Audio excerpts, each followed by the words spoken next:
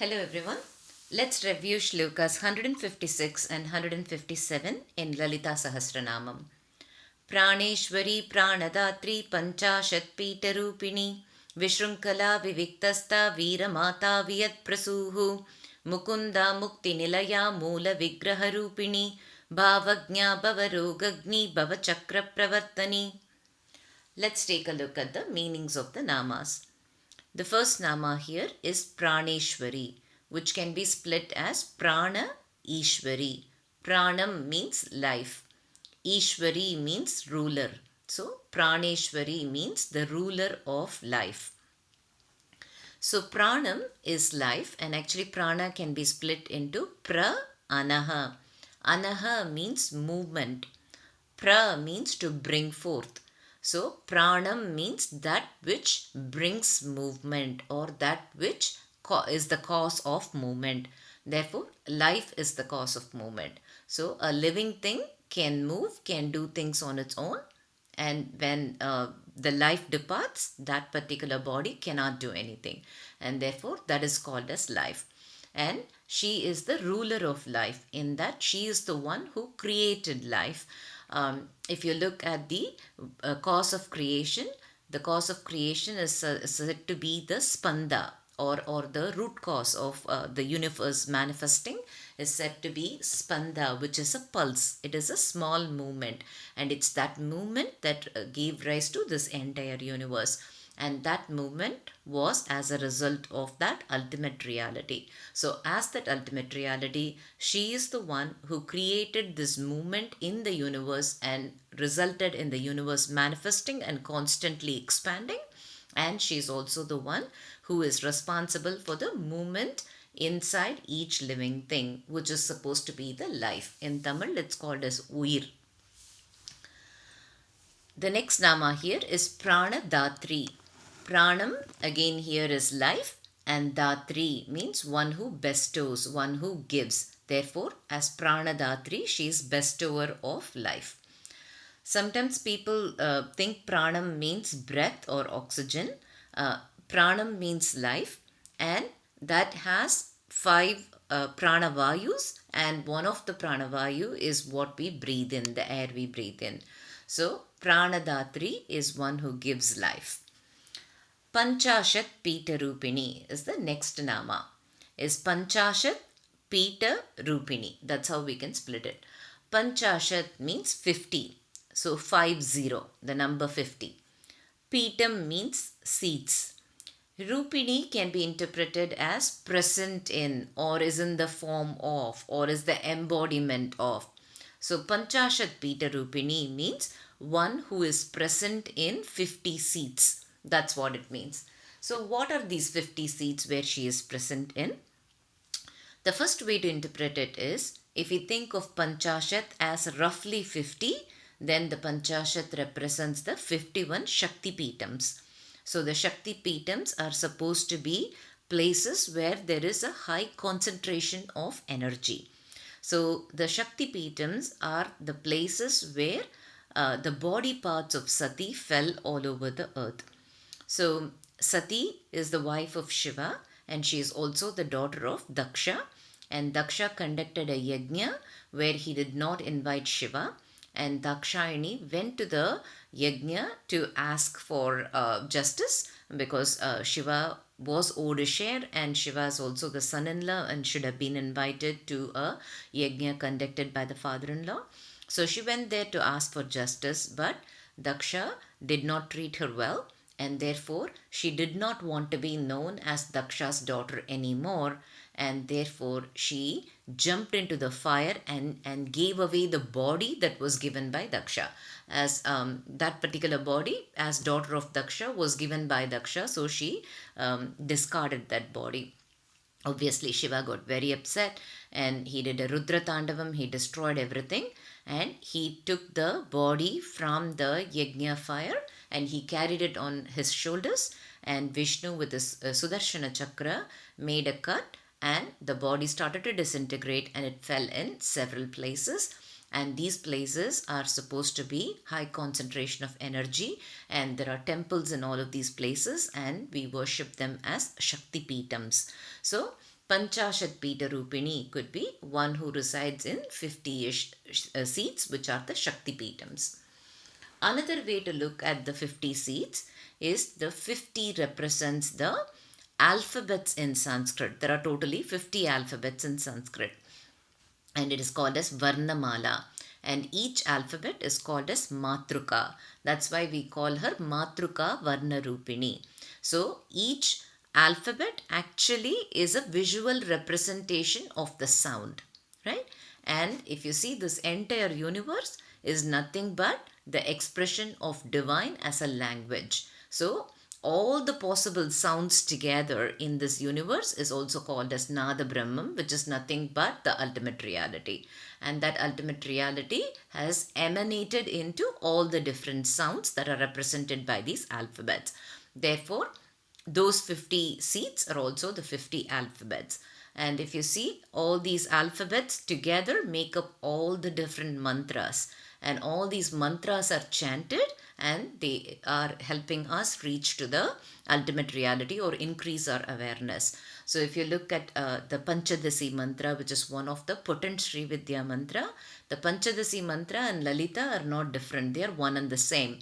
The Panchadasi mantra has 3 kutas, and we think of one kuta as her face, another as from a neck up to the waist, and then the last kuta as waist down. So the sound and the ultimate reality are not different, and she exists as all these Sanskrit alphabets that are representation of the sound. And therefore, we can think of that as 50 alphabets of Sanskrit. In Sri Vidya tradition, there is a practice called Pīṭha-nyāsam. So the Pīṭha-nyāsam associates each sound to each of the Shakti Pīṭam, and they are all, in order to make our body get the same energy as the Shakti Pīṭam, they chant this sound, which is supposed to be for a particular Shakti Pīṭam, and they touch the appropriate part of the body, and that is supposed to energize that part of the body. So for example, the face and Varanasi are connected, and they chant a particular sound, and they will touch the face, and therefore the face will get the same energy. That is one way to increase our energy levels and therefore improve our awareness. So that's another way to look at Pañchāśat. So far we've seen it could be the 51 Shakti Pīṭams, or it is the 50 alphabets. Another way to look at the pañchāśat-pīṭharūpiṇī is, as we all know, there are 7 chakras along the spine. The Sahasrara is slightly above the crown, so that's not along the spine, it's above it. So there are totally 6 chakras in the body along the spine. And each chakra is envisioned as a lotus with a certain number of petals. So if we start from Mūladhara all the way up to Ajna, it goes as 4, 6, 10, 12, 16 and 2. And if you add up all of those petals or the numbers of petals, then it adds up to 50. So she is in those 50 petals, and generally each chakra has a presiding deity, and each of these petals has a yogini. And through Kundalini awakening or training, there is each of these yoginis are worshipped, and that results in the Kundalini raising all the way. And that's why we call her also Padmasana. So she is the one who is residing in all of these chakras and the petals as the energy and the presiding deity and the yogini. So that is another way to look at Pañchāśat-pīṭharūpiṇī. The next nama here is viśṛṅkhalā. Shrinkala means chain, the chain that is used to tie something. Viśṛṅkhalā means one who is not chained. That means one who is not bound by anything. So what does that mean? As human beings and living things, one of the fundamental things is we are all attached to something. This attachment is a big deal for us. In Tamil we call that as patru, or this is what the pasham in her hand represents. We are always tied to something, and that pulls us towards it. But as ultimate reality, she is not subject to all of this attachment, and so she is completely free, and therefore viśṛṅkhalā can be interpreted as unbound. The next nama here is viviktasthā. It is split as viviktasthā. Vivikta has several meanings. and it can be thought of as pure, clear, secluded. All of those are peaceful. All of those are possible meanings for vivikta. Stha means to stand in or to be present in. Viviktasthā means one who is present in secluded places that are pure, clear and peaceful. So that is the meaning of viviktasthā.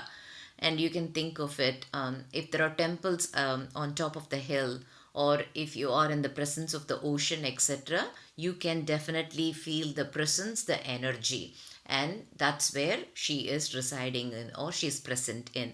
Of course, ultimate reality is omnipresent. It is present anywhere and everywhere. But in all of these secluded places, our ability to identify that presence or engage with that presence or even to recognize that presence is more. The next nama here is vīramātā. This is split as vīramātā. So Veera, generally if we see Veeram means strength, right? So Veera is one who is strong or a warrior. So who is a warrior? If you take in the material world, generally warrior is someone who is able to defeat another person through their physical strength. That is a warrior. So defeating other people, even if it's not physical strength, even with some mental abilities, etc., when someone conquers another person, we think of them as warrior. Right? Whereas in the spiritual context, winning over other people is not considered to be strength, whereas winning over ourselves is considered to be strength. Getting our mind under our control, being able to direct our senses in the right way and being able to direct our thoughts in the right way and letting go of attachment and being more in control of ourselves is considered to be strength. And so Veeras are those who have conquered themselves. Mata means mother. So these Veeras who have conquered themselves think of her as their mother, or she is the mother of the Veeras. And generally Veeras are the enlightened beings. They could be the sages and saints and yoginis who have achieved a certain level of realization, and they all think of her as their mother, and she is the mother of those Veeras. The next nama here is viyatprasūḥ. So it can be split as Viyat and Prasūḥ. So Viyat means sky. So Viyati in Sanskrit means that which keeps moving away. And interestingly, if you look at sky, it'll look like it's close, but the closer you go to it, it'll keep moving farther. So Viyat means sky. Prasūḥ means one who delivered. So we have seen previously Prasavitri. So it is the same thing, one who delivered. So she is the one who delivered the sky. So what does that mean? In Taittiriya Upanishad, it says that the first thing, when the ultimate reality looked around and said, I want to be many and propagate, the first thing that originated is supposed to be ether, the sky. And from ether came air, from air came fire, from fire came water, from water came earth, and from earth came food. So this is how Taittiriya Upanishad explains how this entire universe came to be. So she is the one who delivered the sky. So the ether is the first thing to come, and therefore she delivered the sky. The next nama here is mukunda. This can be split as mukuda, and when you combine those together it becomes mukunda. Muku in Sanskrit means liberation or salvation. It is similar to mukti. Mukti means liberation, and da means one who bestows it. So Mukunda is a bestower of liberation or salvation. And we all know even Vishnu is called as Mukunda because he is also someone who bestows salvation. And Vishnu and Lalitha, all of them are all the same, so there is no difference. It is simply for our understanding that they have given it in so many different forms. So Mukunda is one who is giving the salvation or bestower of salvation. The next nama here is mukti nilayā. Mukti means liberation. Nilayā means abode or destination. So she is the destination of salvation. So she is not just one who gives liberation. She is the destination for the liberation. So what does that mean? When is someone who is liberated? There are a few ways to look at it. Liberation is when someone is freed from this cycle of birth and death. When will they be freed from the cycle of birth and death? When they recognize their oneness with this ultimate reality, recognize that the individual consciousness and the universal consciousness is one and the same, and therefore they merge into that universal consciousness, which is called as the Parabrahman. At that time, that person is supposed to have attained liberation. So that is the place. So the destination for liberation is nothing but merging into that ultimate reality. And who is that ultimate reality? That is Lalitha. And therefore, mukti nilayā, she is the destination for liberation, because you have to attain her in order to attain that liberation. The next nama here is mūlavigraha rūpiṇī. Mūlavigraha rūpiṇī. Those are 3 words there. Mūla means root. You can think of it as source. Vigraham means the multiple forms that we worship her in. Rūpiṇī means she is the form of all the different, she is the source of all the different forms in which we worship her. So, or another way to think about it is, she is present in all the different forms in which we worship her. So, basically, we look at goddess as, we call the Durga, we call her as Lakshmi, we call her as Saraswati, we call her as Varahi. There are so many different ways in which we address Meenakshi, Parvati, you may name it how many ever different forms, but the source of all of those forms is none other than Lalitha herself. So she is the source of every single form.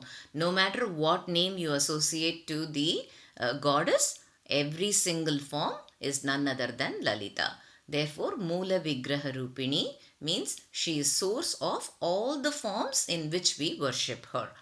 And Lalitha is none other than the ultimate reality. As we all know, that ultimate reality is formless, it's attributeless, it's very hard to describe that ultimate reality. And because we all can't understand that level of abstract, she is now taken a form as Lalitha, with all the pasham, ankusham and everything in her hands, so that we can identify, recognize and direct our senses towards her. Therefore, she is in the form of the source of all the different forms that we worship her in. The next nama here is bhavaGYnā, which can be split as bhava and gnya. Bhavam, and those of you who are familiar with dance will know, bhavam means expression. And bhavam also means a sentiment, a emotion, a thought. All of these are bhavam. Gnya means one who knows. So bhavaGYnā means the knower of thought. So what does that mean, knower of thought? So if you all think, you would have heard this saying, yat bhavam tad bhavati. So yat bhavam tad bhavati means however we think of something in our mind, that is how it will materialize in the outer world. So to understand that better, for example, let's say we are going on a walk, we are very relaxed, happy, pleasant morning. Somebody comes and meets us, and on the way we meet a friend, we are chatting with them. We're chatting for 15-20 minutes. This feels like very pleasant, right?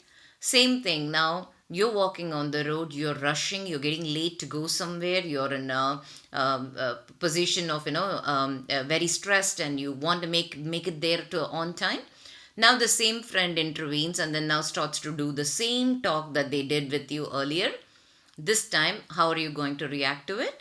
You're going to be a bit annoyed with them, and you're going to try and find a way to quickly finish this conversation and get on your way, because now you're stressed that you're not going to get somewhere on time. So internally you're stressed. So the same person spoke the same thing in both times, but how did you react to it, or how did that experience become for you in the outer world?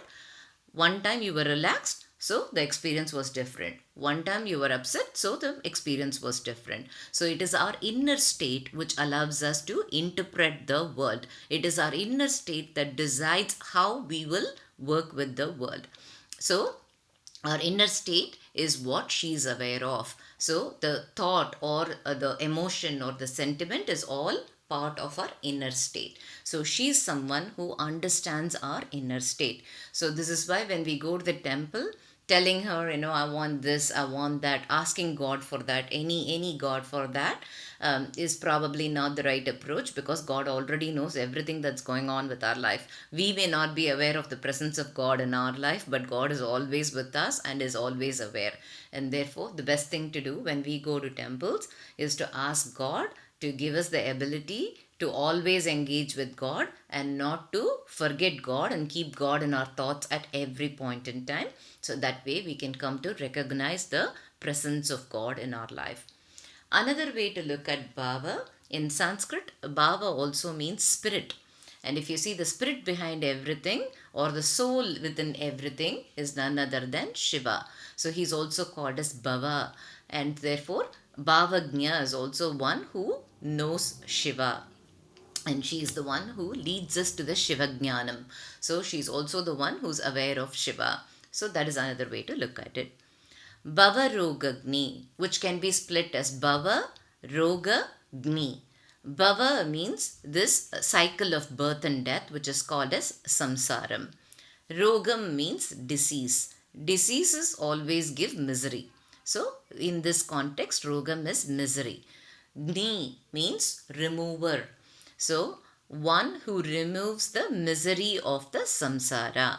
So anything in this cycle of life and death, unless and until this cycle of life and death is cut off completely, the miseries will continue.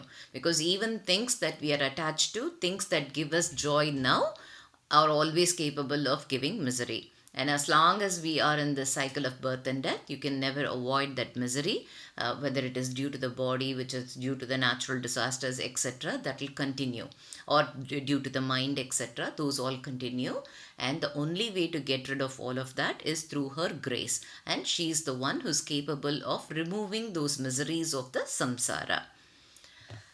The next nama here is bhava chakra pravartinī. Exactly split like that. Bhava, chakra, pravartinī. 3 words. Bhava again is the cycle or the samsara life. And chakram means a cycle.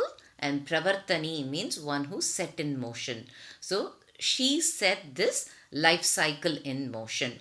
So one way to look at it is the cycle of life and death, or birth and death, is something that is decided by her.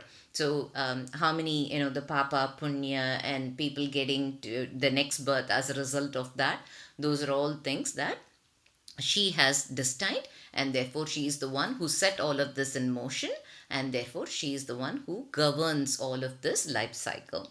That's another one way to look at it. Another way to look at it is there is a cycle in the entire universe and the way everything functions. And if you simply take, there is a food cycle, there is a water cycle, all of these are, and everything is so interconnected.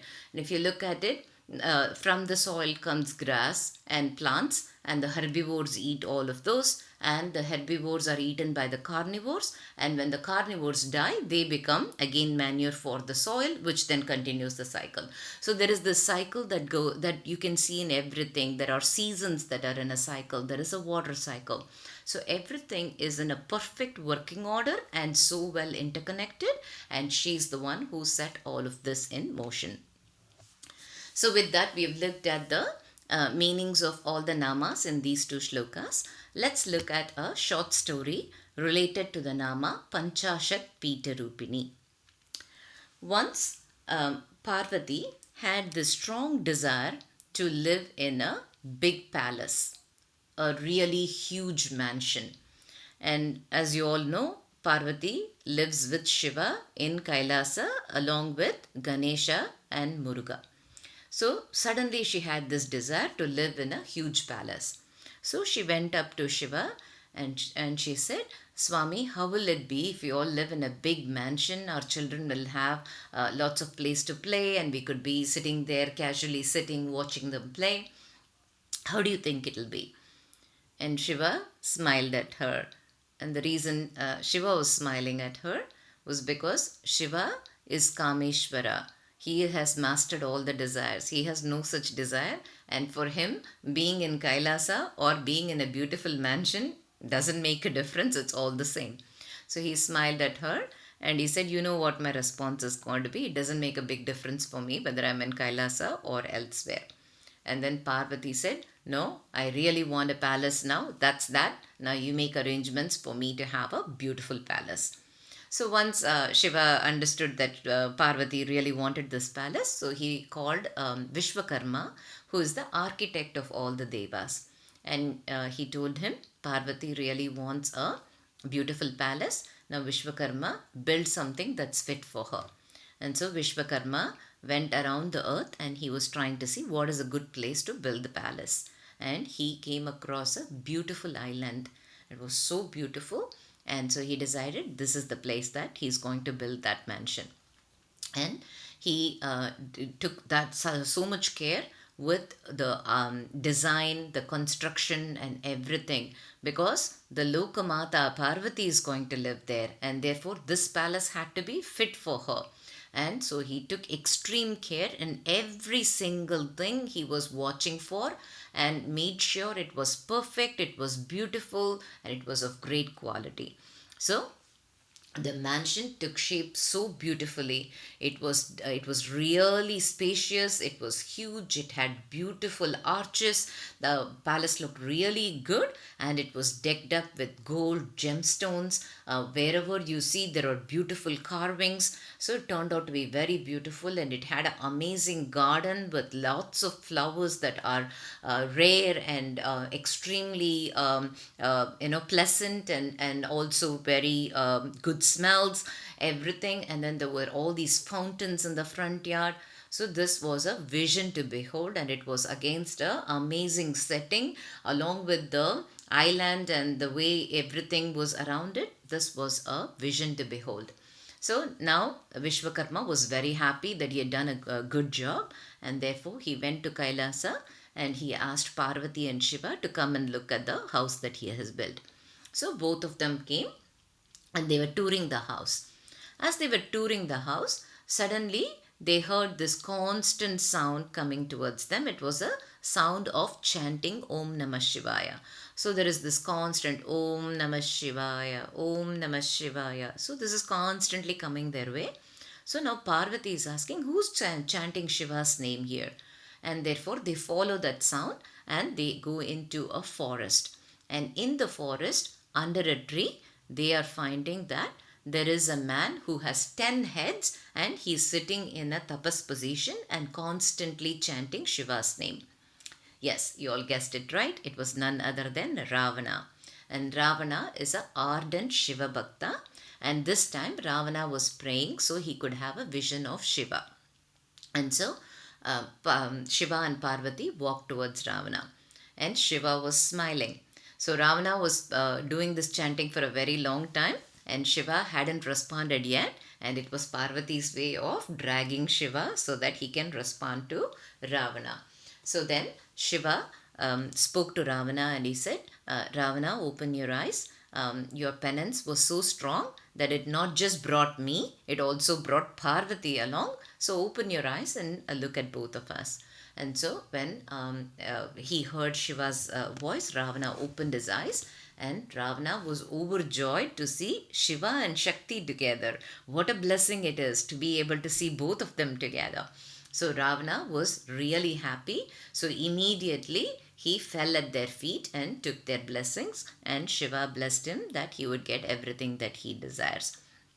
So this happened, and then while they were talking to Ravana, suddenly Parvati had a good idea, because now they've just toured the house and the house looks great, and so it is time for them to do the Griha Pravesam, the housewarming ceremony.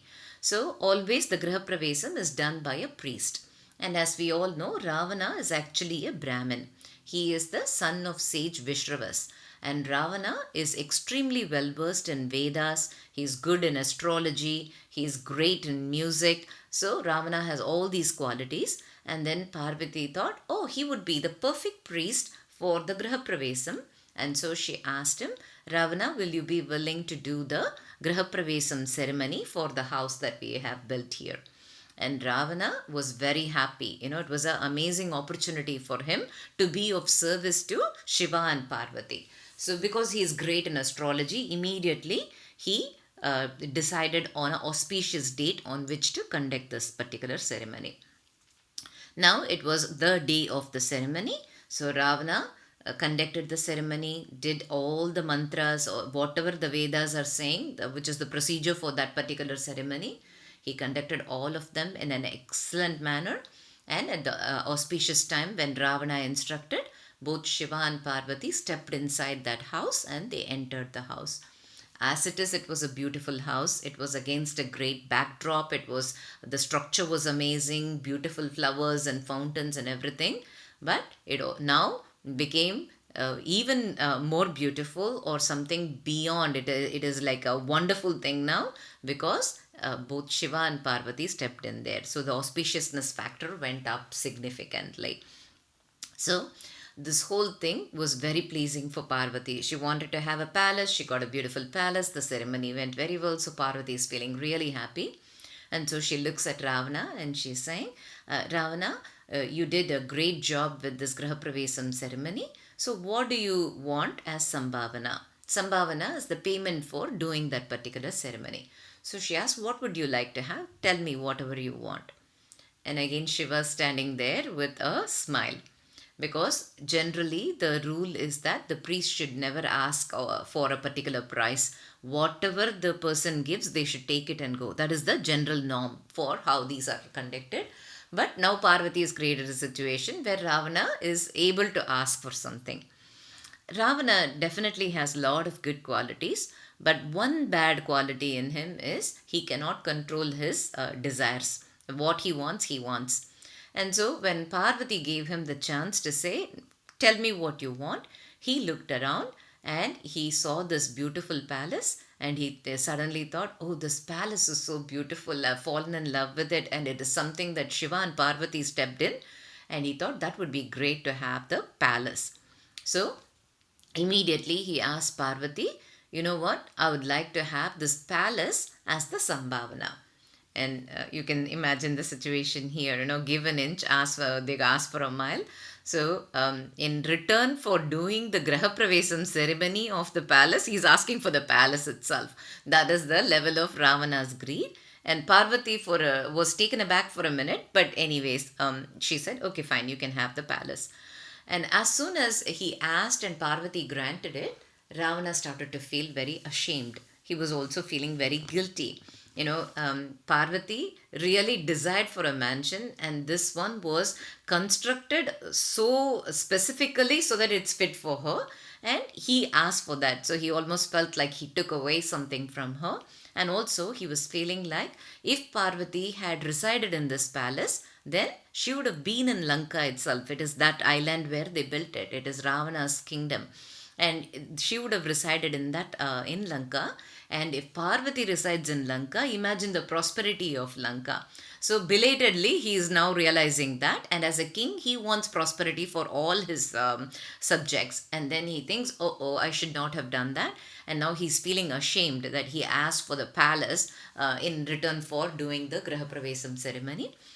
So he quickly thinks about it and he says, you gave me the palace, but I have one more thing to ask you. You should reside in Lanka. I'm going to build you a beautiful temple, and I want you to permanently reside in that temple and always bless all of us. And Parvati agrees to stay there, and she says only one condition. If you do something that doesn't sit well with me, then I will leave. Otherwise, I will stay here.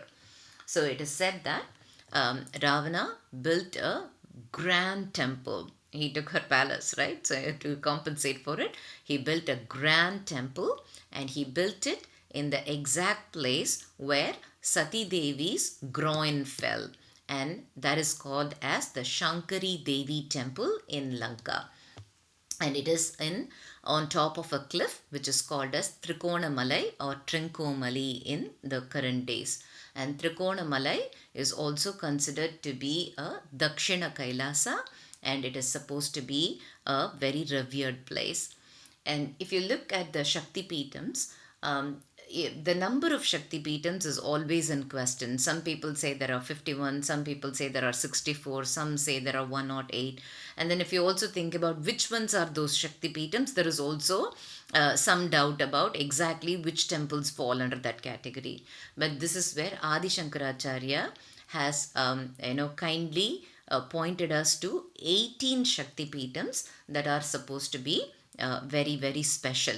And there is a Ashtadasa Shakti Peeta Stotram that talks about those 18 Shakti Peetas, and it starts as Lankayam Shankari Devi Kamakshi Kanchikapure Pradyumne Viśṛṅkhalā Devi Chamundi Kraunchapattane. Like that, it goes on to list all the 18, and you can see the very first Shakti Peeta that Adi Shankaracharya described is the Lankayam Shankari Devi. So that Shankari Devi temple was built by Ravana.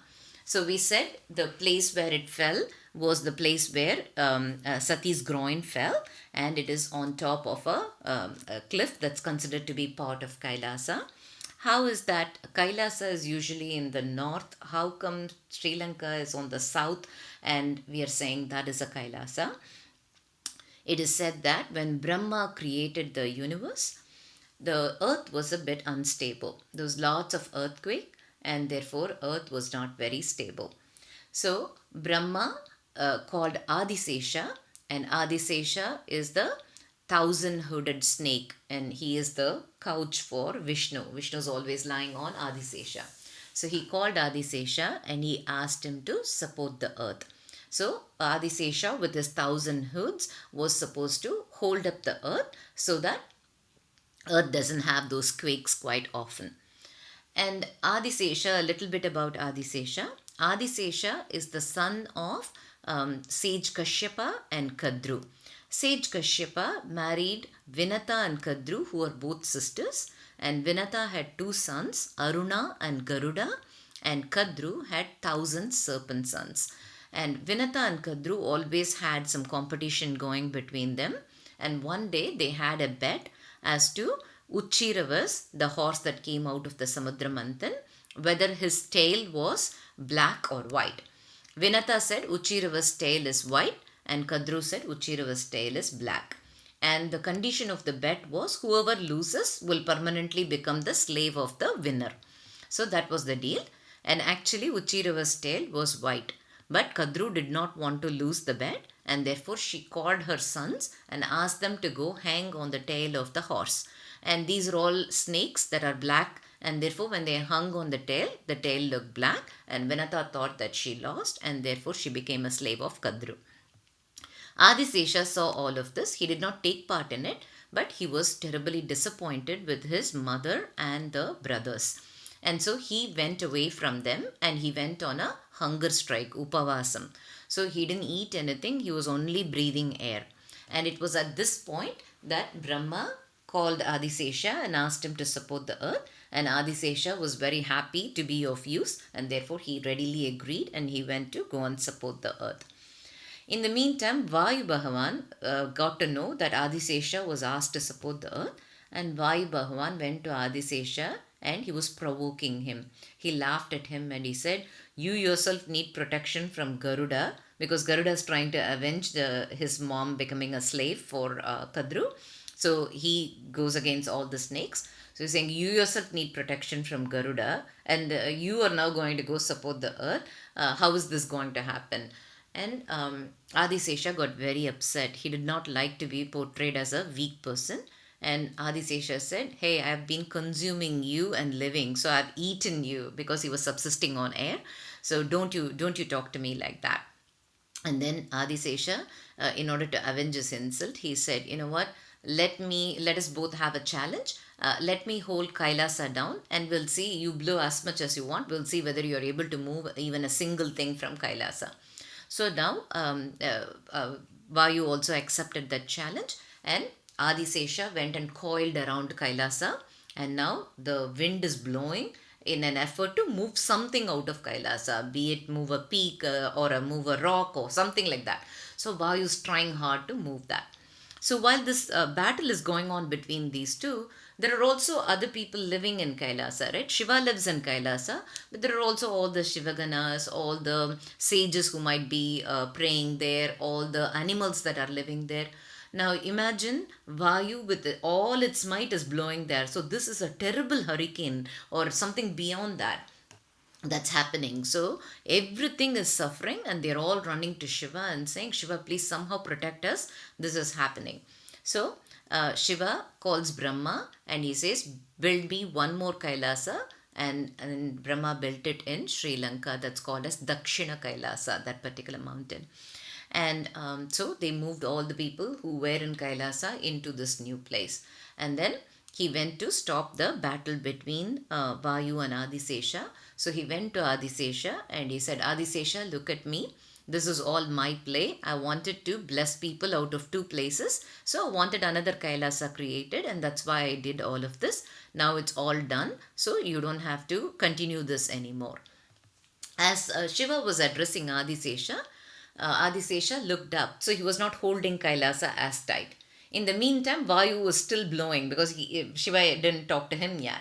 Right? So 3 peaks from Kailasa blew away.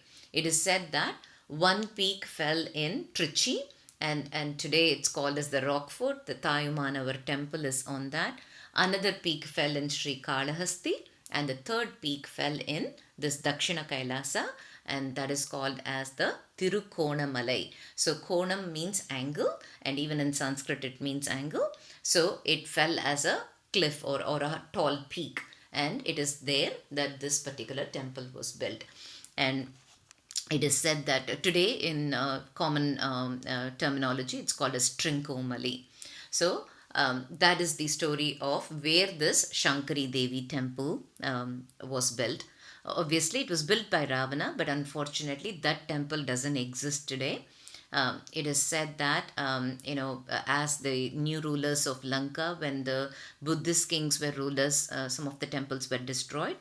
It is also said that in addition to the Shankari Devi temple, where Ravana did install a Shivalingam as well, he also built 2 other temples for Shiva there and in 3 corners of the cliff. And it is said that some of those temples were destroyed by the Buddhist kings and replaced with Buddha viharas. And then later on, there was a Chola king. The rulership changed, and there was a Chola king. He's called as Kulakota Cholan, and this Kulakota Cholan revived all of the temples, and then he installed a lingam in there, and he built a big temple for Shiva. And this temple became very popular, and it's also called as a Padal Petrasthalam. And Tirungyana Sambandar, Arunagirinathar, all of these people have sung songs about this particular temple. And the temple was flourishing. It had lots of gold, diamond, everything, and lots of festivals, everything was happening. It is said that once when there was a procession in this particular Shiva temple, the Portuguese were looking for money as well as some materials, and therefore they all came in and they looted all the things they could from the temple. And in addition, it's said that they also put a cannonball in there and destroyed everything that is in there. So the priests who were fleeing saved whatever the procession idols that they had during the procession, they saved that, and they were all saved away somewhere. And it said that everything destroyed and some fell into the Indian Ocean all the way down. So there is only one pillar of that 3 temples that existed. Later on, it's believed that in 1950s they found this lingam from the Indian Ocean underwater, and therefore now there is a temple built, and it is called as Koneshwaram temple. There is a huge idol of Shiva there, gold plated, and till date there is a Ravanan Vettu, etc. But this was the place where the Shankari temple used to be, Shankari Devi temple. It is said that now there is some version of that, but some people believe that it is not the original idol of Shankari Devi that Ravanan installed, but others believe that it's still the Shakti Peetham. So that is the story of Shankari Devi temple, which is the first Shakti Peetha, which is mentioned by Adi Shankaracharya. That's all for today. Thank you.